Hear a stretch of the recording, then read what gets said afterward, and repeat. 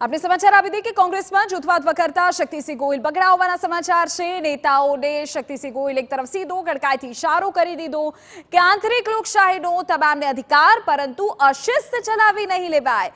મોટા નેતા હશે તો પણ અશિસ્ત કરનારાને હાંકી કઢાશે। શક્તિસિંહની રાજકોટના જૂથવાદ કરતા નેતાઓને આ ચીમકી છે। નક્કી કર્યું છે કે કોઈ પણ પ્રકારની અશિસ્ત નહીં ચલાવી લેવામાં આવે।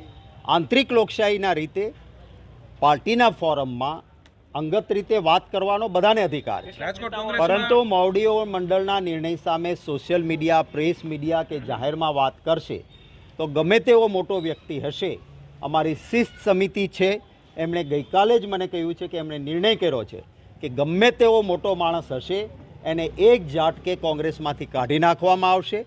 અને અશિસ્ત, આંતરિક લોકશાહી ગૌરવ છે, અધિકાર છે દરેકને, પરંતુ અશિસ્ત કોંગ્રેસ પાર્ટી નહીં ચલાવે।